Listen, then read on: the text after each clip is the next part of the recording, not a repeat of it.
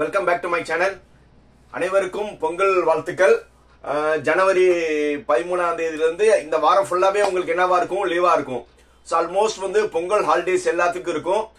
பொங்கல், மாட்டுப் பொங்கல், உழவர் திருநாள் அனைத்துக்கும் என்னுடைய வாழ்த்துக்கள். குறிப்பா வந்து +2 படிச்சுட்டு இருக்க மாணவர்கள் பொங்கல் நல்லபடியா செலிப்ரேட் பண்ணுங்க.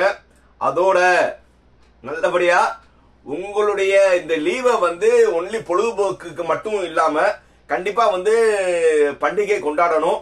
பண்டிகைக்கு கொண்டாடின பிறகு மிச்சம் இருக்க நேரத்துல வந்து நீங்க கண்டிப்பா வந்து உங்களுடைய எண்ணங்கள் என்னவா இருக்கணும்னா, அடுத்த வந்து உங்களுக்கு பொது தேர்வு வரப்போகுது. இந்த ஒரு வார லீவை வந்து நீங்க வந்து அப்படியே வந்து பொழுதுபோக்குக்கு மட்டும் இல்லாம கொஞ்சம் வந்து நீங்க படிப்புக்கும் செலவு பண்ணணும். ஏன்னா ஸ்டேட் போர்டு எல்லாத்துக்கும் வந்து மார்ச் 3ஆம் தேதி எக்ஸாமினேஷன் ஆரம்பிக்கும் போது, அதே மாதிரி சிபிஎஸ்சி, ஐசி இவங்களுக்குலாம் வந்து February 15th எக்ஸாம் ஸ்டார்ட் ஆயிரும். நெக்ஸ்ட் வீக்ல வந்து என்ன ஆகுதுன்னா, இந்த என்ட்ரன்ஸ் எழுதுறவங்க, அந்த ஜேஇ மெயின்ஸ்க்கு பண்ணவங்களுக்கு என்ட்ரன்ஸ் எக்ஸாம் இருக்கும். ஸோ அதனால வந்து இந்த பொங்கல் ஹாலிடேஸை வந்து நீங்க எல்லாருமே நீங்க என்ன செய்யணும்னா, ஃபெஸ்டிவலையும் நல்லபடியா கொண்டாடிட்டு அட் த சேம் டைம் வந்து உங்களுடைய நேரத்தை வந்து படிப்புல செலவிடுங்க.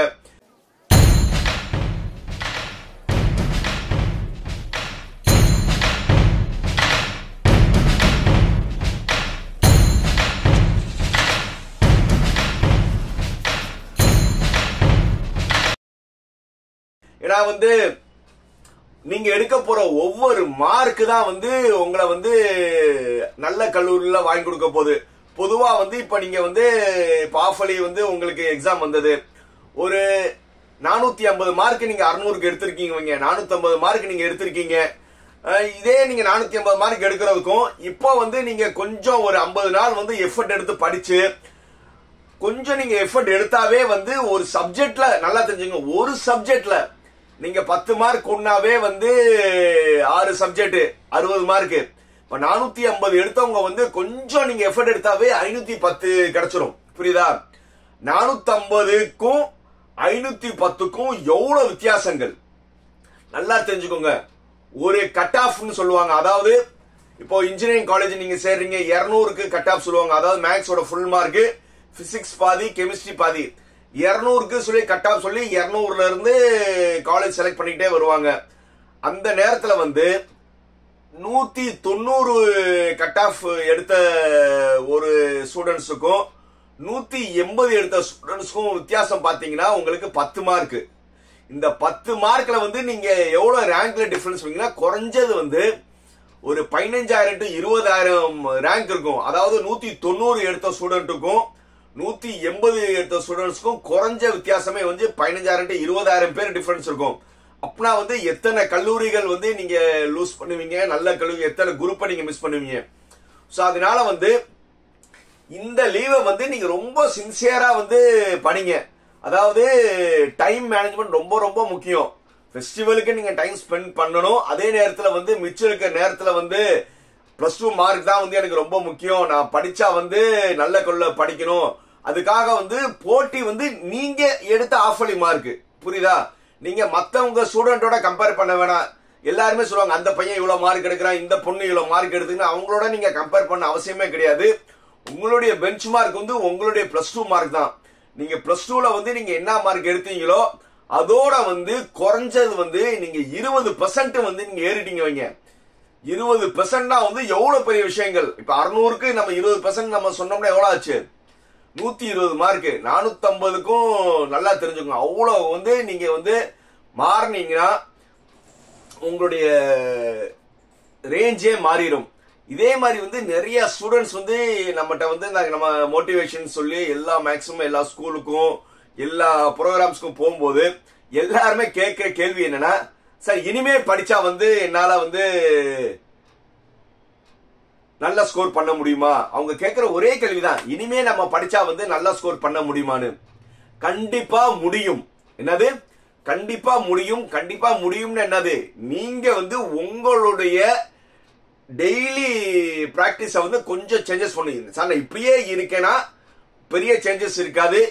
வரப்போற வந்து என்னுடைய 50 நாள் நான் வந்து எக்ஸாம் வர வந்து நான் வந்து என்னுடைய மார்க் மட்டும்தான் நான் ஃபோக்கஸ் பண்ண போறேன். அதுக்கு நீங்க என்ன செய்யணும்னா, நிறைய விஷயங்கள் வந்து நீங்க கொஞ்சம் வந்து 2 மாசம் வந்து தியாகம் பண்ணணும்.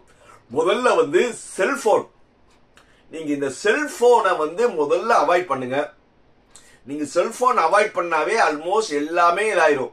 ஏன்னா செல்போன் இருக்கிறதுனால தான் நீங்க உங்க ஃப்ரெண்ட்ஸ் கிட்ட வாட்ஸ்அப்ல சேட் பண்ண போறீங்க, ஃபேஸ்புக்கு, ஷேர் சாட், இந்த மாதிரி எல்லா விஷயங்களுக்கும் உனக்கு மனது நாடுறது யூடியூப், உங்க மனசு நாடுறது எல்லாமே செல்போன் தான்.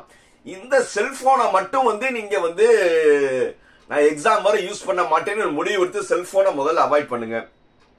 ரெண்டாவது வந்து நீங்க வந்து படிக்க நீங்க உட்காரணும்னு நினைச்சீங்கன்னா, நான் இன்னைக்கு இந்த போர்ஷன் வந்து நான் படிக்கணும்னா இந்த போர்ஷனை படிச்சுட்டு தான் நீங்க வந்து முடிக்கணும். நீங்க புக்கை திறப்பீங்க, புக்கை திறந்து நீங்க படிக்கணும் ஆரம்பிப்பீங்க. அதுக்கப்புறம் வந்து உங்களுக்கு அந்த தூக்கம் வரும், திடீர்னு வர சிந்தனைகள் மாறும். சரி நம்ம சாயங்காலம் படிச்சுக்கலாம், இல்ல காலையில நாளைக்கு படிச்சுக்கலாம்னு நீங்க வந்து தள்ளி போடுறதுனால கண்டிப்பா வந்து அது என்ன ஆகும்னா தள்ளி போயிட்டே இருக்கும். நீங்க இன்னைக்கு இந்த சாப்டர் இந்த இது படிக்கணும்னு நினைச்சீங்கன்னா கண்டிப்பா வந்து நீங்க அதை படிச்சுட்டு தான் வந்து நீங்க என்ன செய்யணும், இது பண்ணணும். அதே மாதிரி வந்து சார் எவ்வளவு நேரம் வரை படிக்கலாம்னா, நல்ல ஒரு பொட்டன்ஷியலா இருந்தீங்க நைட்டு 11 மணி வரை படிங்க. அதே மாதிரி வந்து காலையில 5 மணிக்கு எந்திரிச்சிருங்க. நீங்க ரொம்ப வந்து ஸ்ட்ரெயின்லாம் நீங்க பண்ண அவசியம் கிடையாது.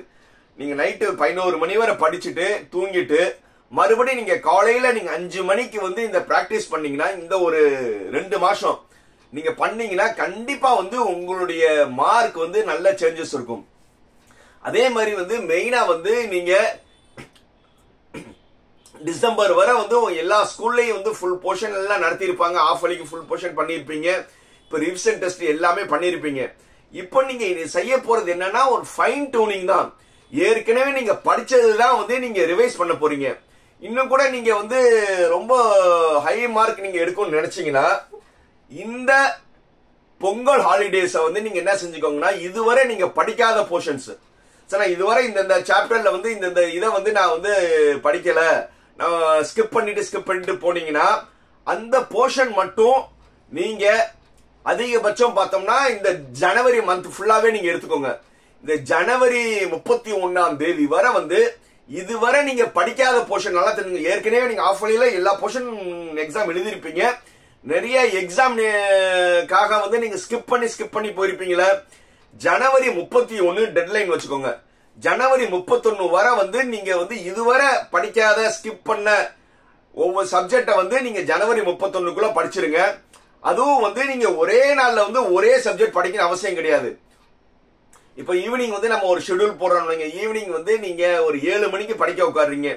7 to 9 வரை வந்து நீங்க ஒரு சப்ஜெக்ட் படிச்சீங்கன்னா அதுக்கப்புறம் சாப்பிட்டுட்டு அதுக்கப்புறம் வந்து 9:30 to 11 வரை வந்து வேற சப்ஜெக்ட் படிங்க. சோ இந்த மாதிரி அதே மாதிரி காலையில வந்து நீங்க 5 மணிக்கு எந்திரிக்கும் போது 5 to 6, 7 அதுக்கப்புறம் வந்து நீங்க ஸ்கூலுக்கு போற தயாரிப்பு இருப்பீங்க. காலையில வந்து இன்னொரு சப்ஜெக்ட் படிங்க. ஒரே நாள்ல வந்து உங்களுக்கு என்ன ஆயிரும்னா ஒரு 3 சப்ஜெக்ட் நீங்க படிக்கிற மாதிரி ஆயிரும். நீங்க படிக்காத சப்ஜெக்ட முதல்ல இந்த ஜனவரி மந்த்ல போக்கஸ் பண்ணுங்க. நீங்க ஜனவரி மந்த்ல வந்து நீங்க படிக்காத போர்ஷன் எல்லாமே நீங்க முடிச்சிட்டீங்கன்னா, ஏன்னா ஏற்கனவே வந்து நீங்க ஆஃப் வழியில வந்து ஆல்மோஸ்ட் எல்லாமே படிச்சிட்டீங்க. அதுக்கப்புறம் வந்து பிப்ரவரி மந்த் ஃபுல்லாவே, ஏன்னா வந்து சிபிஎஸ்இ காரங்க பிப்ரவரி 15 ஆரம்பிக்குது. அந்த பிப்ரவரி 1ஆம் தேதியில இருந்து நீங்க ஒன்லி வந்து நீங்க ரிவிஷன் தான். நீங்க படிச்சதை வந்து திருப்பி தான் படிக்க போறீங்க. அதுக்கான எப்படி ஷெட்யூல் போடணும், என்னென்ன மாதிரி எஃபெக்டிவா ஷெட்யூல் போடணும், அது எல்லாமே நான் அடுத்தடுத்த வீடியோல சொல்றேன். இப்போதைக்கு வந்து இதுவரை வந்து நீங்க படிக்காத வந்து படிச்சு முடிங்க. இந்த பொங்கல் ஹாலிடேஸ் வந்து எஃபெக்டிவா யூஸ் பண்ணுங்க. மீண்டும் அடுத்த வீடியோல சந்திக்கும் வரை நான் எப்போ சொல்ற மாதிரி தான், லைக், கமெண்ட், ஷேர், சப்ஸ்கிரைப். இந்த வீடியோ வந்து உங்களுடைய ஃப்ரெண்ட்ஸ், ரிலேட்டிவ்ஸ் எல்லாத்துக்கும் ஷேர் பண்ணுங்க. பாய்.